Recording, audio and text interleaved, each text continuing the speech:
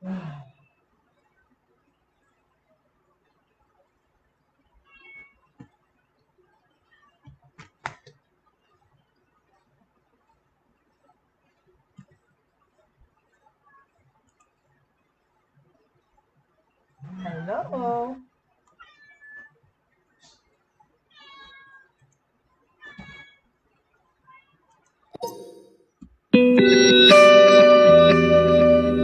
Ito ang Broad Streamcast Communicators, ang naiiba at kakaibang plataforma sa digital broadcast.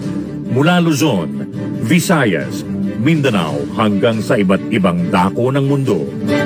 Broad Streamcast Communicators, ang sandigan ng sambayanan mula sa walang labis at walang kulang na pagbabalita, paglilingkod, maglalahad ng mga mapagbuong komentaryo at usaping pambayan para sa kapakanan ng karamihan.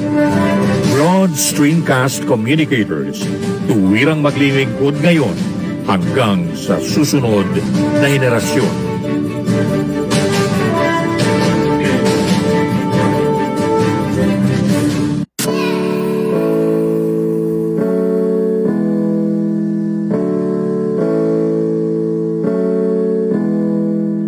Buhay Online, chikahan at kaalamang pangkabuhayan. Ating tunghayan, pakinggan at tuklasin ang mga pangyayari at kaganapan sa mundo ng online. Buhay Online, chikahan at kaalamang pangkabuhayan. Alamin ang pinaka-latest trends mula sa trabaho at kung hanggang saan na ang narating ng teknolohiyang ito. At ngayon, narito na ang ating host, ang ating TechieMommy, si J.C. Bautista.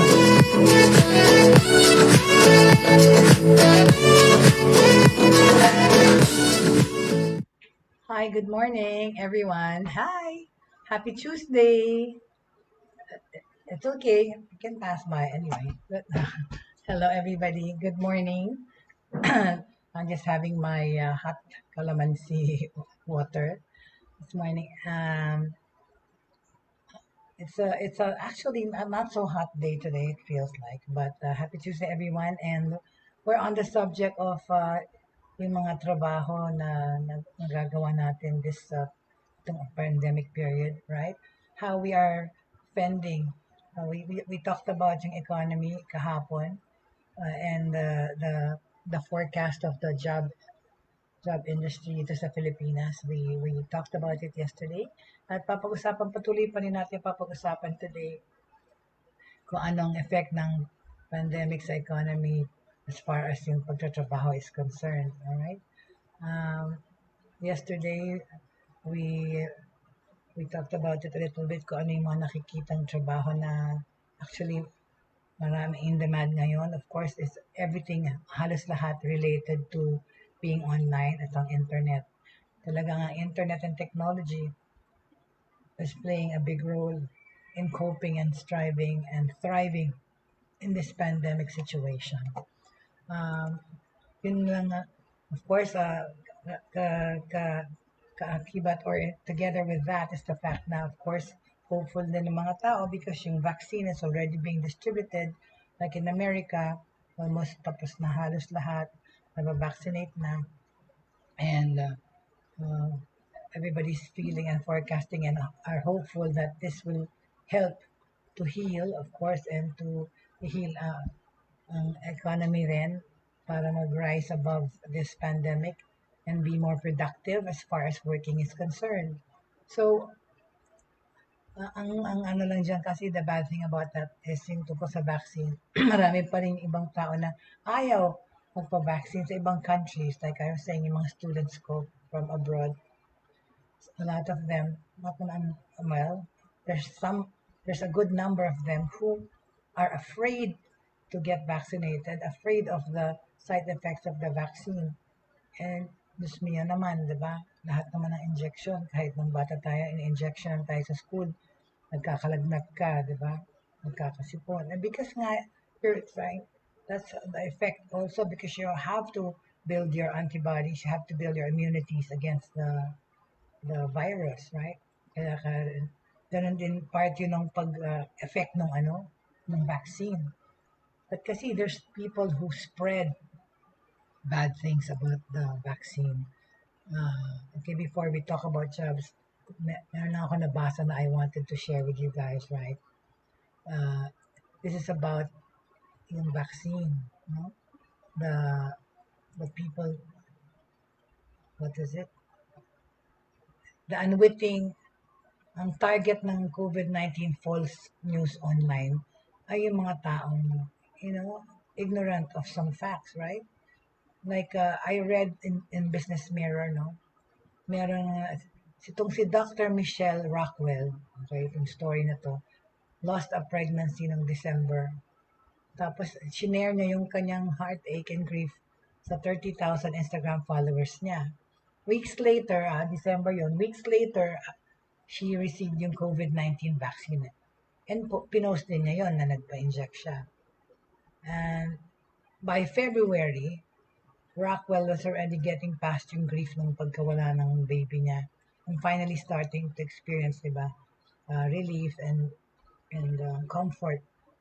Tapos sa kanyang, nagulat na lang siya sa social media bilang she was getting bashes and getting post spreading the false claim na kaya siya nagkaroon ng miscarriage is because of the result of the shot. Yan ang mga masamang nangyayari about news about the vaccine, right? Uh, she got a miscarriage in December, but 3 weeks after that, she got the COVID-19 vaccine. Tapos na misconstrue or minamanipulate naman ng mga tao yung pagpo-post niya. Dinikit nila to the fact na kaya siya nag-miscarry dahil doon sa vaccine. False news, di ba? That's not right, right?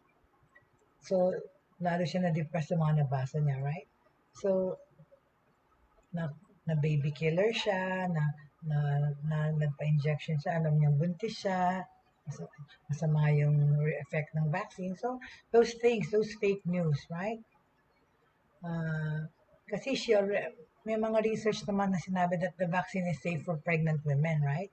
Pero, tingnan mo yung mga tao, malicious ang intention, right?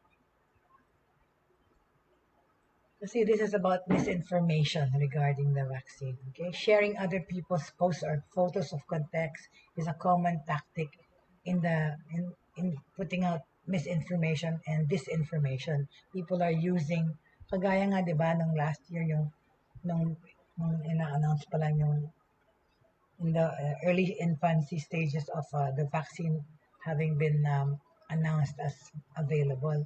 Yung merong video or meme na lumabas yung nurse sa America ba, yung frontliner, na in-injection ng siya tapos hinimatay. Tapos kaagad na ni-spread nila namatay dahil sa vaccine. And hindi naman namatay yun. Nagkaroon lang siya ng reaction but then she's alive and well. So people keep having false claims and false information regarding the vaccine. So, dapat nating itigil yan, okay?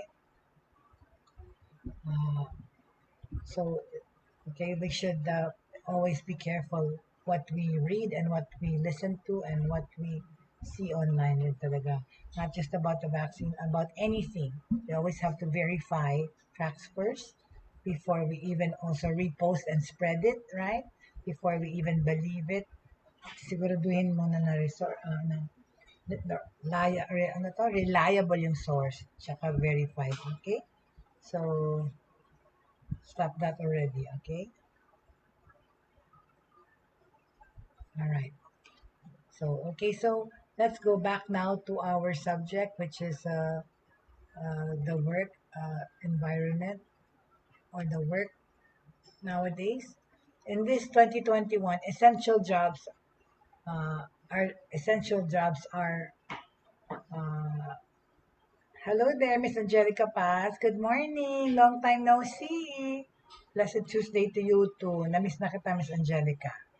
Parang ilang linggo or maybe a week or so na kitang hindi nakita. Thank you for joining me this morning and the other people who are joining us today. A lot of times kasi talaga hindi ako maka-shout out kasi nakikita ko lang yung names nyo after the broadcast because it doesn't come up, right? And I just show it as views and stuff. But hello, thank you so much for joining me this morning. So, yun na nga, yung COVID-19 pandemic made a profound impact sa lahat ng phases ng ating buhay. Okay? uh, not of the least of which has been yung job market. Of course, affected ng job market nitong pandemic. Uh, yung initial weeks and months of the pandemic created actually a big exponential job loss in the whole world. Okay? Whilst our society gradually moves towards some normalcy, certain changes brought on by the pandemic will remain, including, okay, some on the labor market. Yun na nga, pinag-usapan natin. Sinabi ng mga analysts, yung sa Forbes magazine, tsaka sa LinkedIn, like now, a lot of the people are, yung mga normal, yung mga companies, alright, especially dito sa Philippines, nung dahil sa mga ECQ, tsaka ating mga safety protocols, uh, companies were advised to have their employees work from home. Siyempre, alam natin, hindi lahat ng trabaho pwedeng gawin from home, right? So those na mga work from home, analysts say that uh, all over the world, that perhaps after the pandemic, itong gantong situation will remain, right? Because it's been actually productive and feasible for a lot of companies at merong mga benefits then from working from home. Doon sa empleyado, yun nga lang. Sana mag-trickle doon sa empleyado, hindi sa employer, yung benefits na yan. Kasi uh, unang-una, right, ang ginagamit ng electricity tsaka internet is on the employee. Of course, yun yung mga call center, binigyan sila ng computers, laptop, or what have you, nilagay sa mga bahay nila. But, yun na nga, electricity nila yung gamit, tsaka yun na nga, lalo na pag mainit, kailangan ka magbukas ng aircon. Sana the savings that these companies get or earn from the work from home experience, i-trickle naman nila sa mga empleyado by at least offering to pay for their internet or giving additional allowance from their sweldo to cover naman certain expenses na na-incur because of working from home, right? And it's for the company. So kaya na nga, di ba, last year or so, parang Duterte was trying to, there was kasi naman minsan all talk lang panay pahapyaw na basta maisipan. Yung sabi niya na sana yung mga nag-work from home will enjoy the same benefits as the people working in the normal office setting. Yun na nga, ngayon na nga, yung mga trabahador na yun nasa bahay na, syempre sila regular employees, meron silang benefits. But those of us, for example, who are freelancers, but are working from home, also putting in the same hours, if not more hours, sana bigyan na rin ng benefits ng mga company na nag-hire online, right? Yan, ang daming mga ESL companies. Yan pang isa dapat natin i-tackle in another time. Those companies that are hiring because right now talaga ang Philippine market, malaki ang ating talent pool na kinukuha from all over the world, especially when it comes to ESL teaching, tsaka nowadays also yung IT natin, our IT guys that are doing work online. In demand na din yan. At ang talent pool ng Philippines ay isang market na pina-target. Okay? Itong nabasa ko from the genuine job market outlook. Again, sa Business Mirror. This is an editorial. Okay? Itong si Brothers James W. Packard and si William D. Packard founded the Packard Motor Car Company in 1899. Diba?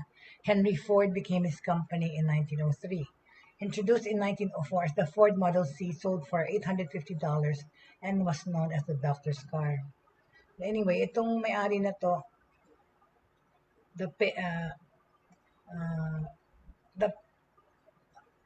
gumawa sila ng page group founded in 1976 sa UK. First placing accountants in permanent jobs. Sila ang gumawa ng mga parang agencies for hiring people. The reason we're mentioning this company's credentials is because itong page group opened its first micro-page office in the Philippines last August 2020. Ano tong page group na to? Okay? It's getting manpower or hiring people, right? This week, the company released its Talent Trends 2021 report with a general overview of the Asia Pacific market region, and specifically Philippines. Okay. In the forward, the managing director for Indonesia and the Philippines, Oli Riches, said, "We are seeing positivity increase across the board." Yun nga kasi ang ating talent pool in demand nowadays sa pandemic. Okay? We've seen, sabi nitong si Mr.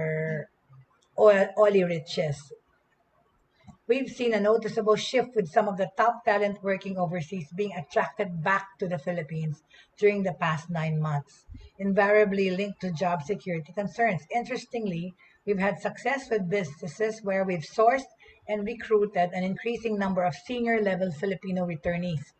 Ito yung mga balikbayan OFWs from Japan, Europe, and Singapore. Ang company na to, yung Page Company, has its own recruitment program for Filipino professionals working abroad. It's called Bayanihan Tulay sa Tagumpay. The purpose, okay, is to connect overseas or returnee Filipinos with the Philippines' largest companies and brands. Ina nga, para itong mga returning OFW na napauwi ng pandemya, kinoconnect nila dun sa mga big companies kasi these are skilled workers, no? Mr. Riches also writes, on the whole, the market sentiment for the Philippines is positive. Oh, good news, right? Confidence is undoubtedly present with an expectation that the economy will bounce back this year. Okay, optimistic daw sila kasi they continue to see hiring activity steadily increase across the board. Okay? Kasi nga, if you're actually in the jobs business, unlike the local expert, then you need to know and understand yung genuine situation. The first takeaway from this Talent Trends 2021 is this. According to a survey conducted by Michael Page Philippines, 80% of the companies surveyed intend to maintain or increase their employee headcount itong taon na to. Okay? Yung breakdown is that, yun na nga. Ito yung breakdown na pinakita ko kahapon, right? There, let me show you again. The breakdown is that 35% are looking to increase their number of employees sa mga kumpanya, and 45% are planning to maintain the status quo in this year. Even 33% of industrial and manufacturing companies in the Philippines expect headcount to increase by 15% on average sa 2021. Itong taon na to. This is all excellent news, diba? And sana nga maging totoo, okay? Obviously, adjusting to current conditions, the sector with the highest hiring activity will still be, of course, e-commerce. Yan, mga online reselling, online platforms like Lazada, Shopee, Alibaba, Amazon, right? Yan pa rin. At saka yung mga bagong e-commerce sites, magsusulputan pa rin or magagawa pa rin.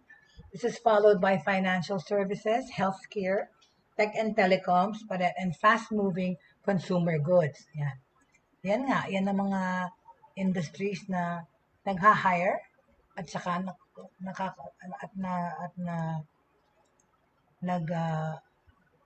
mushroom or nagsasprout yung mga online trabaho.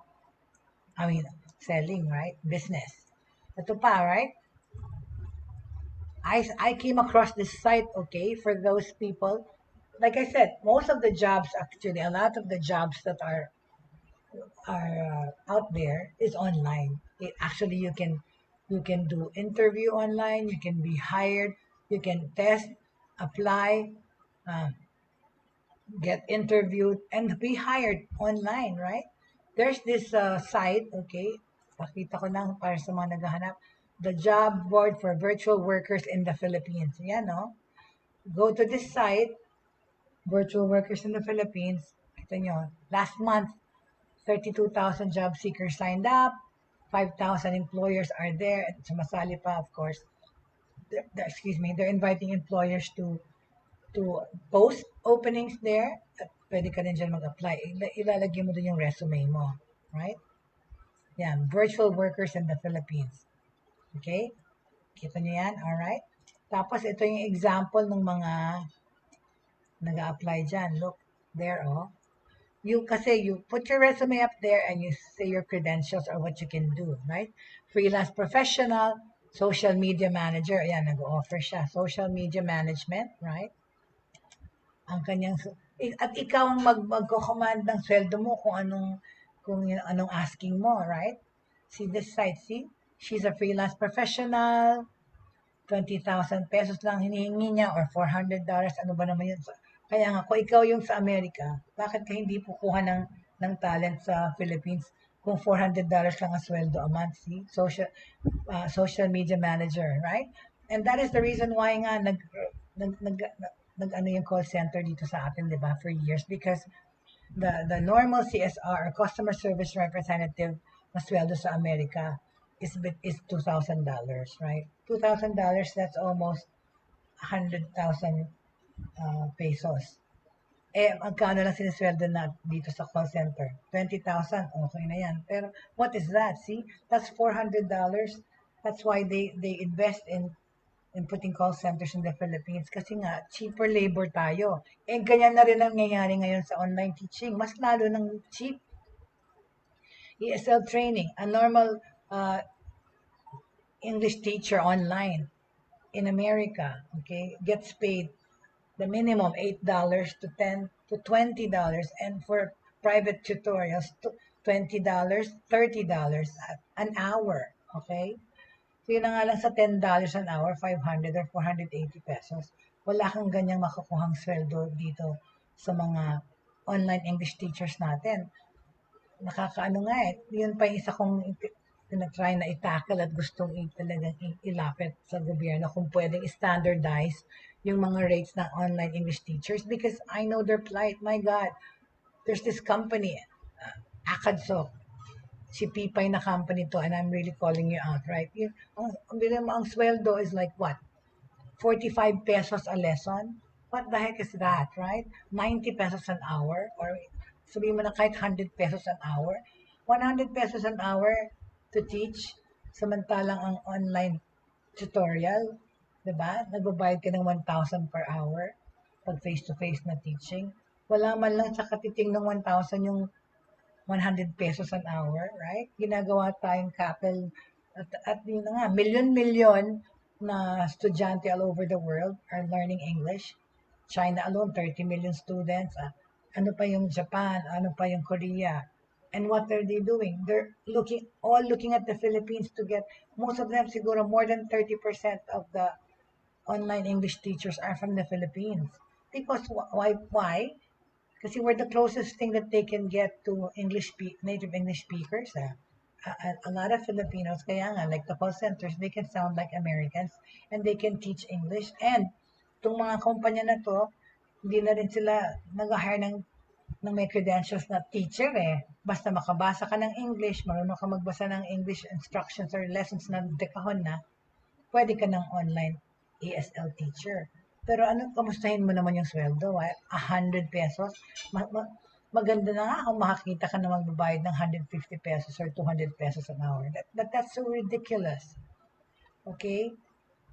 I'm getting paid to teach. Getting paid what?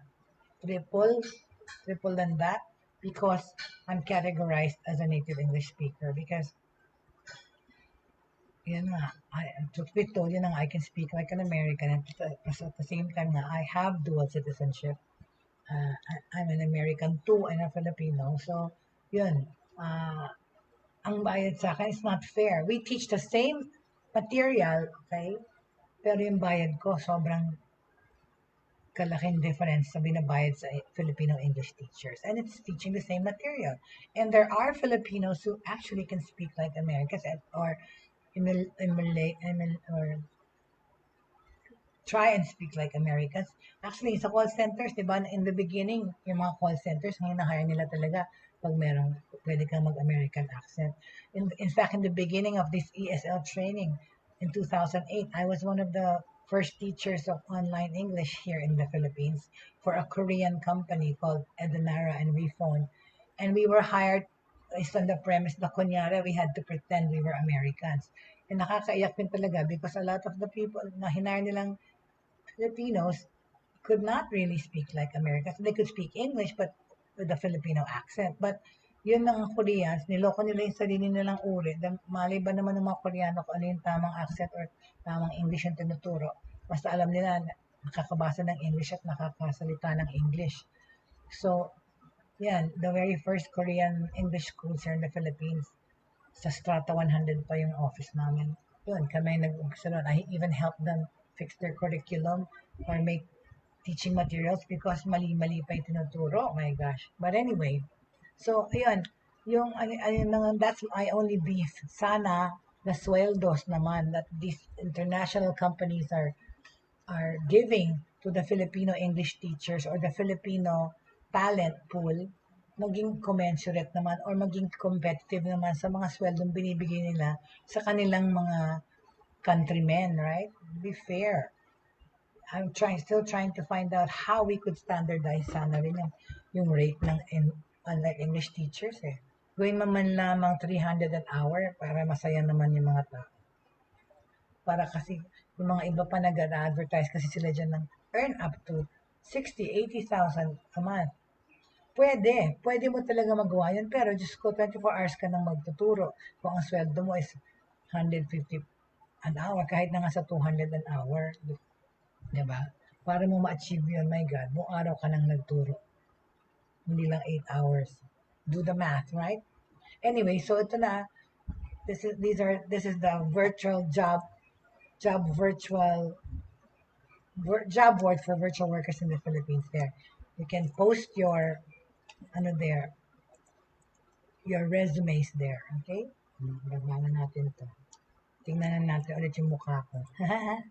But anyway, so sorry, I got carried away talking about the ESL situation sa Philippines kasi ano ko na yan advocacy ko na yan kami ni Miss Faith dahil asar na asar kami sa mga dayuhan na to na hire ng Pilipinas ang sweldo barya.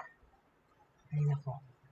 Okay, so as I was saying, okay, yun, the breakdown is that 35% are looking to increase their number of employees this year. 45% are planning to maintain the status quo that they had in 2021. Even 33% of industrial and manufacturing companies in the Philippines expect headcount to increase by 15% on average tong taon na to. So hopeful tayo na magkakaroon pa ng mga job openings, right? In fact, you check your LinkedIn, Indeed, or yung mga job street, meron naman actually, ayan, meron pa araw-araw. Even here in Facebook, yung job market, patuloy pa rin nag-hire mga tao. Whether it's work from home or actual office at a 40% capacity, right? This is all excellent news. And hopefully, this is what's going to happen, right? Like I said, adjusting to the current conditions is the sector with the highest hiring activity is yung e-commerce, followed by financial services, healthcare, tech and telecoms, and fast-moving consumer goods. Alright? So, ayan, balik na tayo sa ano yung mga high-paying remote and home-based online jobs for Filipinos. Okay? Okay? Let me see. What are these high-paying remote and home-based job online for Filipinos? Let's go through it. Okay? This list was updated last month. Okay? Kasi, di ba, ang dami-dami I've been asked, uy, work from home ka? Paano ba yan? Paturo naman, gusto ko din yan. I want to do this. Like, especially in this pandemic, a lot of people had to reinvent themselves, reassess their lives, reassess their abilities and capabilities. Itong pandemic na to, we have made a lot of realizations. And one of them is to be even more productive, right? I've been working from home since last year, okay? As a freelance writer online, as a copywriter, almost full-time teaching online English. I still do PR projects online. I write content for people's websites, okay? And I've been doing naman for many, many years. Because yun nga, we used to do training. We used to go to the offices. Our company Media Whiteboard is a PR consultancy marketing firm, creative marketing firm also, and training company. We also used to do that. But nowadays, everything we're doing is online, and we can do online. In fact, we're gearing towards our new projects for our company to train online via Zoom, yung aming mga kliyente na we also have a training program helping people transition from brick and mortar businesses to online. At the same time, also online education. Yan ang very important sa amin, sa company ko rin. How to help the schools, automate their curriculum and also even train the teachers. Okay. Uh, Having been working from home for almost 2 years now, I've learned a couple of things that anyone would generally be interested in, okay? Ang natutunan ko itong past years na to, that I've been working from home after my Soler stint 3 years ago, okay? Because I worked for Soler for almost 2 years, on my there. And after my stint with Soler, I started doing my consultancies from home and working online. I've learned, okay, itong mga natutunan ko. Teka, I will show you para you can follow me as I talk about it. Okay, hold on a second. Let me just, please bear with me. Okay, bear with me. This is what I've learned for the past years. Okay.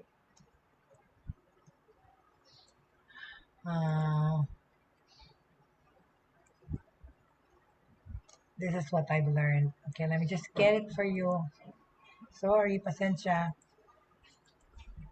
Okay.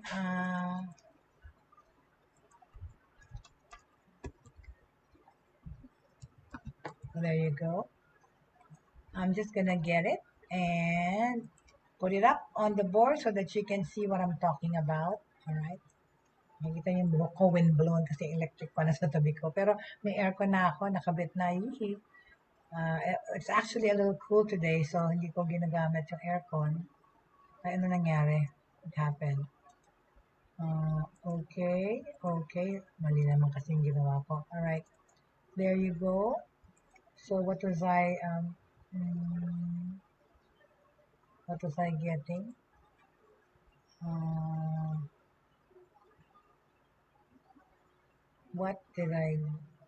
I getting? There you go. All right. Okay. Like I said, what I've learned this past year, okay, of working from home. All right. Okay. Kasi nga meron akong company, meron akong consultancy.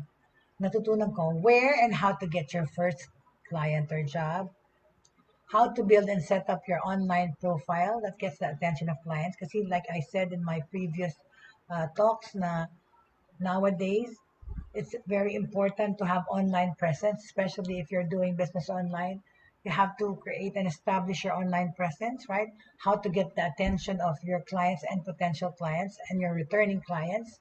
How to create a killer pitch that will have prospective clients want to hire you on the spot.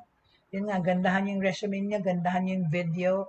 Yun na, video resumes ngayon again, are now it, right? Video resumes. Try to give creative and parang a call to action na attractive sa potential employers. What type of computer to get and how much they typically cost. Yun na nga, how to upgrade your workstation. What type of work from home online jobs are available and popular right now.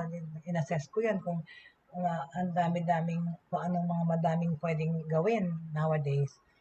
Tapos, natutunan ko rin that you have to have the right mindset to have to thrive and be successful working from home. I think yun ang unang-una eh. It's the willingness, right? You have to have the willingness to do it, right? Isipin mo na, ito na ang gagawin ko ngayon. I'm gonna be working from home. And what do I have to do to make this effective and effective, right? Yan nga, unang-una, kung ikaw may sariling kampanya, freelancer ka, alamin mo kung saan ka pwedeng maghanap ng prospects, right? Know the job market, try to find your target market or your target potential prospects, and yun, create a killer copy or a call to action or yun na nga, gandahan mo yung website mo, gandahan mo yung social media page mo para maging interesting sa mga mag-check it out. Like kung sa LinkedIn kasali ka doon, gandahan mo yung resume mo. If you have your own Facebook page, make sure to make it really interesting. And it's all about content, right? Like what we said before.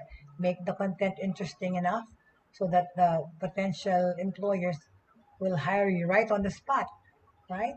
What type of computer, yung technical tools that you need to work with to make it more efficient and more uh, feasible. Invest in a good computer, of course, good internet, fast internet. Kung kinakailangan mo palagi kang mag-upload and download ng videos and graphics because of your work, invest in a fast and reliable internet. Okay? Tapos yun, alamin mo kung anong type of work from home ang gusto mong gawin, right? As for me, what I'm doing a lot, right? I do PR, I do content writing, I do social and digital marketing, and of course, I teach online ESL to Koreans, Chinese, Japanese, Europeans. And also, I do PR work also, right? So, yan. So, you have to have the right mindset that you want to strive and thrive in this pandemic. Ayun ang pinaka-importante yun na serious ka, na alam mo na iyan ang gusto mong gawin para ka mabuhay dito sa ating current situation, right? Okay?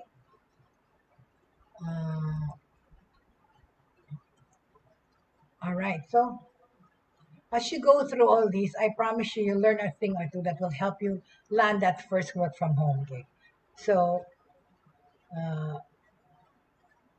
now let's discuss kung ano-ano nga itong mga work from home jobs na pwede nating gawin, okay? Of course, we already know what a home-based or remote job is, right? And there are three ways that we can work from home, okay? The 3 ways that we can work from home. Okay, to be technical about it, there are actually 3 main ways you can work from the house, of course. In ganito situation, like ako, by having a remote setup with your company. Kung ikaw ay empleyado, like informal employment na sinasabi na mention natin kahapon, formal employment against freelancing, right? Meaning you are part of a company, right? Remote setup with your company. Your current company offers the option to employees to work outside the office. Yun nga yung nangyari ngayon. Yung mga call center, pinadala nila yung kanilang mga tauhan ng computers or laptops para hindi lahat sila nandun sa office kasi nga bawal, so that they can work from home. So, yan ang unang-unang setup, remote setup of your company. Number 2, full-time freelance. Like me, freelancer employee. You offer services to multiple clients and do it full-time as a freelancer. Alternately, you can commit to a single client with a fixed schedule and be a full-time employee. Totoo naman possible naman yan nowadays because of work from home environment. It's possible for you to still keep your day job, and at the same time, because there's flexibility in your schedule, you can inject or infuse other sources of income. Wala namang sinasabing hindi ka naman pwedeng i-lockdown sa isang trabaho, not unless may clause kang pinirmahan ganyan sa company mo. I guess, ang conflict of interest is if you are working for a call center that teaches online English, tapos kumukuha ka rin ng mga estudyante on your own. Well, something like that. But just make sure that it's not contradicting or conflicting with your regular job, right? Tapos ano pang kind of work environment? Part-time or freelance employee. You do it on the side while doing your main job. Yun na nga yung sinabi ko. So, yan. So, it's remote setup of your company, full-time kang freelancer, sarili mo, buntot mo, hila mo, or part-time freelance ka, meron kang full-time, meron kang sideline, okay? So, ano pang kailangan mong gawin? What do you like doing? Okay? Yan ang isipin mo. What do you like to do? What are you good at? In this pandemic situation, ang at ang pagtatrabaho para natin ma-determine kung anong gusto nating gawing trabaho online. Unang-una is we have to assess and examine ourselves and ask ourselves, what do you like to do? What are you good at? What can you offer? What can you share, right, online to potential clients? Uh, okay? Kasi naman before, no, I used to write a lot. But, I've always been writing ever since I was in high school or going to school in the early days. In fact, ako pang nagsusulat ng mga paper, tumutulong magsulat ng essay ng aking mga classmate or I remember before ng high school, my best friends or my barkada, papatulong pa magpasulat ng love letter para sa kanilang mga boyfriend. How funny, right? Because nga, I've always, I guess I was born with that gift of not only of speaking but also of writing, right? And noon, hindi ka binabayaran for that, right? I wrote to my heart's content, imagining some other kid might find it. Yeah, and I started blogging na noon pa, nung Friendster pa. I used to blog and talk about my son all the time. And of course, my Manila Bulletin stint came about. I was TechieMommy by Bautista in Manila Bulletin and in the internet. Became quite popular as TechieMommy for 9 years, right? And, I would write, of course, nababayaran na yung pagsusulat ko noon. Although, of course, this is a truth and known fact, ang mga columnista or writers sa Philippines, hindi naman mataas ang sweldo noon, lalo sa mga broadsheet na newspaper. Actually, halos, hindi talaga. I mean, I get paid more for writing scripts and spiels, whatever, for corporations. Pero it's the prestige of having had my own column and writing for a broadsheet, a major broadsheet in this country. That's why I did it. And it's the love and passion for writing and thinking that somebody will find it useful to read my content, right? And hear what I have to say. And that alone was inspiration enough for me to have been a columnist for 9 years on Manila Bulletin. Okay? Kasi at that time, no, even nung nasa Friendster ako nagbablog, I would receive messages that they always watch me and read what I post. Even on Facebook, actually, my son grew up in technology, right? My Techie Mommy and Techie Son, we were even featured with Corina Sanchez. I remember distinctly. It was June 7, 2000, was it 11, 2012 sa Balitang K. Techie Mommy and Techie Son. We were featured there. My son as a technical wizard kid, right? Tapos ang mami nga niya si Techie Mommy. So kaming dalawa yung guest na-feature kami doon. And, now in this pandemic situation, may mga trabaho nga talaga like yung being an online coach of anything. It's lucrative nowadays. Basta meron kang expertise o meron kang experience. It doesn't have to be a PhD on something. Nowadays, sometimes people just even want to have someone to talk to. Yung mga life coaching, yung mga, tutorials online sa YouTube. Kaya nga, sumisikat siya, di ba? Yung mga vlogs. People want to learn things from other people. And now you can make money from it pa, di ba? By being online and going online, alright? Fast forward tayo, okay? Before, some Pinoys were making money online through Odesk. Yung mga jobs na yan, right? Writing jobs, aside from call center jobs, there were writing jobs, right?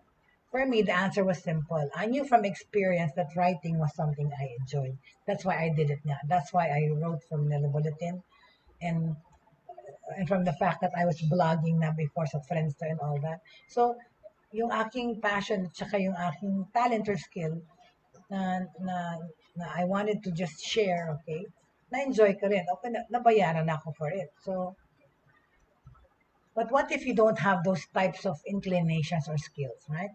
What if you simply just want to try out if you can do the same thing, your current job, but with a work from home setup? Well, ang answer dyan, you can start by signing up on online job portals looking for jobs similar to your current one. Kagaya na pinakita ko sa inyo na virtual jobs Philippines, yun, ganun, right? See which ones match your skills. Diba? If you're currently working as a graphic artist, nowadays, grabe ang freelance graphic artist in demand rin because of social media marketing, digital marketing, di ba? Sinabi ko na yan sa dati ng mga sa job list na sinabi ko because ang dami nagpapagawa ng kanilang uh, website, nagpapagawa ng kanilang mga marketing materials online, yung kung gaano kaganda yung page mo, gaano kaganda yung visuals mo, importante yan. So yung mga graphic artists tsaka social media managers, yan ang mga trabaho na in demand nowadays, right? At saka pwede natin gawin sa pandemic, right? So yun nga. So what if you don't have those skills, right? And you just wanna try a work from home setup? You can start nga by signing up sa mga job portals. Yung nga, there's Upwork, there's free flex jobs, there's freelance.com, there's that virtual jobs in the Philippines page, okay? Kung ikaw ba may marketing background and currently work at an agency, maraming agency, sad to say, nagsarado, right? Dahil sa pandemya. Because nga rin, yung mga influencers and mga artista, celebrities, or influencers, you can already contact them directly, di ba? They can endorse your product, they can endorse your services or your food or your restaurant. Diretso na, okay? So nowadays, you can freelance and offer your services to these people to help them. Okay? There are plenty of clients out there looking to get some design projects done. So, for graphic artists, marami ngayon dyan. You just have to know where to look for the job openings. Ayun na nga. Mag-register ka na sa job portals or, syempre, word of mouth trend, pa-refer ka sa mga, yun na nga, yung network of people on your social media accounts. It also matters, right? What are the pros and cons of working remotely? Ayan, may nag-text. Ano ang pros and cons of working remotely? Okay, isa-isahin natin. Pros and cons of working remotely. Unang-una na sa Pilipinas, say goodbye to commuting, diba? In the Philippines, where long lines ng passengers sa MRT ang mahabang ang pila, daily source yan ng ating aggravation. Ilang beses nang dadaan yung train, hindi ka pa makasakay, late ka sa trabaho. Well, working from home is a godsend, okay? No need to experience MRT's usual hiccups, and of course, no need to be scared that you will catch the virus in the train or in the jeep or in the bus, and then delays that cost you time, energy, and money. Yun na nga, yung pag hindi mo pagsakay, nakasave ka ng pera, right? You can say goodbye to EDSA's super traffic. For a typical 30-minute commute turns into a 2 hours to more than 2 hours trip. Okay? And plus, sama mo na dyan yung noise, pollution. Ito ang mga general source of stress. Excuse me. Pardon me. Ang kati-kati ng throat ko kanina umaga pa. Di ba, nag-umpisa pa lang yung araw mo, stress ka na sa traffic. So, pag work from home ka, wala na yung problema yan. Number 2, you save on money. Since there's no commuting na nangyayari, hindi ka na kailangan mamasahe, you don't have to spend your hard-earned money or pesos sa gas, sa gasolina, or sa pamasahe. It also means not having to pay expensive toll fees if you live far from metro, which maraming empleyado, di ba, dati, taga Bulacan, taga Cavite, tapos sa Makati ang trabaho. Pero yun na nga, yun lang, gamit mo yung, sarili mong ilaw, tsaka internet. Anyway, doon na muna tayo sa pros, okay? You get more sleep. Sabi daw, not waking up early to prepare for the work means yung, di ba, maaga tayo nagigising kasi nga yung mga nagko-commute, kailangan mo i-beat yung traffic. So, because you work from home, you can put in an extra hour or so to sleep, di ba? Siyempre, more sleep means better health for everyone, right? Tapos, almost perfect attendance ka ngayon sa trabaho kasi wala kang reason di pumasok, nasa bahay ka eh. Yun na nga lang kung may brown out or anything, right? Even with mild inconveniences, remote workers can still get some tasks done when working from home. Ito pa, most of the companies allow a flexible schedule, right? You can adjust your day to align with your most productive hours, di ba? Talaga, yun ang kagandahan yan eh. Kagaya ako talaga eh. The work that I do, the amount of money that I earn depends on how much work I can put in the hours that I allot for working. Sobra ko nga minsan talaga eh. Naalala ko na naman si Miss Payton. When I saw myself, kasi ako nakikita ko yung, yung pera ko, tumutubo, nag-grow each day kung gaano yung trabaho ginagawa ko eh. Eh, yun na nga, there was really a time that it reached six figures talaga. And I told myself, oh my God, working from home doing that. Pero my God, duling na ako at the end of the day. Paano? Halos 24/7 ko yung pagtatrabaho. Huwag naman ganon, right? Pero you just allow yourself a schedule that is conducive naman to working at hindi naman parusa. Okay? Traditional office setting requires us to stick to the usual 8 to 5 schedule. When working remotely, you have the power to decide when you want to start and stop working as long as you get the job done. Yun na nga yun, di ba? Ako naman minsan exage. Pero ngayon, naano ko na yan na pagka medyo pagod na ako at hilo, mag-stop na muna and pause. Yun na lang. You can pause and then resume. Okay? Excuse me. Note that some companies may still require you to be constantly present during the day through company-approved messaging apps for collaboration. Yes, meron talaga mga ibang companies, gusto pa rin nila yung full-time pang 8 to 5 na katutok doon. Pero marami na rin ang flexible. Okay? You can work anywhere you want. In the mood for some coffee, pwede kang nasa Starbucks ng trabaho. Pero depende rin. Like, yung mga online English teaching, yung iba hindi pumapayag yan na may mga ibang tao sa environment. Dapat quiet environment, lalo na yung tutor tsaka teaching, dapat kayo lang ng estudyante mo, hindi pwede sa maingay na lugar, right? Most home-based jobs only require an internet connection for actual work and communication. So, you can virtually set up your workspace anywhere as long as maka-online ka. Yun na yun, okay?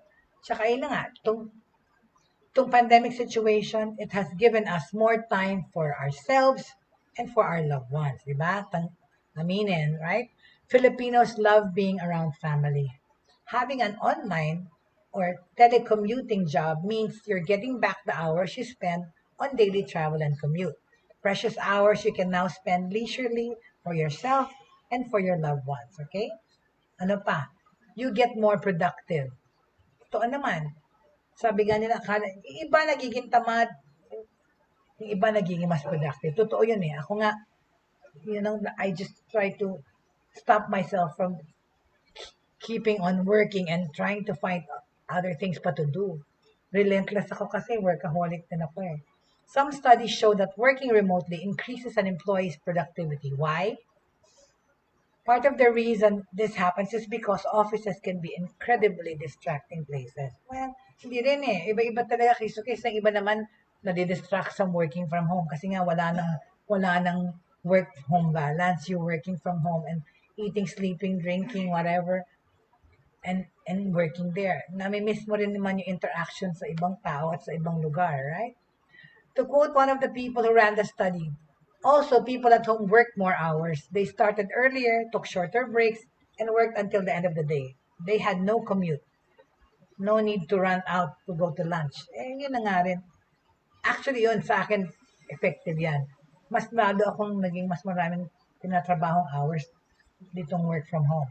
Kasi nga hindi ko talaga alis yung sarili ko. Pag naka-on yung computer ko, all day na yan, 24/7. And there's nothing really you can do. Can you bring out excuse me, I'm just talking to my son, your shamay there and that thing? Kasi lunch na. Anyway, ayan na pala, see? We will continue my take on the pros and cons of working from home tomorrow. Ha? Time flies talaga when we're having fun. Look, it's 11:56 and hindi ko naakalain. Ubus na pala yung oras natin. But it has been a fun 55 minutes spending with you guys. And maraming salamat sa nanood at nakinig sa atin ngayon. I will continue more on on the pros and cons of working from home as in connection to jobs that we are doing in this pandemic. Maraming salamat. Yeah, like I said, yun na nga, it's the flexibility of time, right? Uh, that's one of the good uses pa of working from home. Please feel free to fill in your questions through the Broad Streamcast Communicators page, and of course through my personal messenger and my Facebook, JC Bautista. And of course, nasa YouTube na po kami. Our past episodes are all there on YouTube, the Broad Streamcast Communicators page on YouTube. Please help us achieve our viewership that we need. Ano po, subscribe and like po ang aming Broad Streamcast Communicators page. And huwag kalilimutan po, lagi tayong maging prayerful and be mindful of other people, especially in this pandemic situation talaga. You guys give yourselves a pat in the back because we have survived this whole year. We're still standing, we're doing, and we are ready. We should be ready to do more productive things this year, right? And as we are coping. So yan sinabi ko, no? Belong to a job portal dun sa mga gusto magtrabaho online. Yan yung job for virtual workers in the Philippines. Meron dyan. Pwede nyo i-post yung resumes nyo dyan at maghanap ng mga employers sa Pilipinas, right? Pero like I said, technology has allowed it such and end this pandemic situation na ang ating job market is not only the Philippines, it's the world, right? And even our services and products that if you're a business person, we market it not only locally, but across the world. But anyway, so thank you so much for joining me. Bukas po, patuloy natin tong ating subject matter on jobs in this pandemic situation. I will talk about it again tomorrow. Tutuloy ko po. Salamat. Thank you so much. Please keep the faith. Please keep hope and love in your heart always and forever. Have a good day. Yung anak ko yan madaan-daan. Thank you very much. Have a good day. Thank you.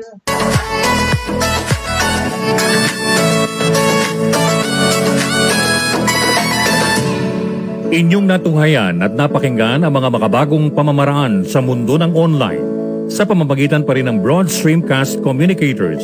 Hanggang sa muli, maraming salamat po.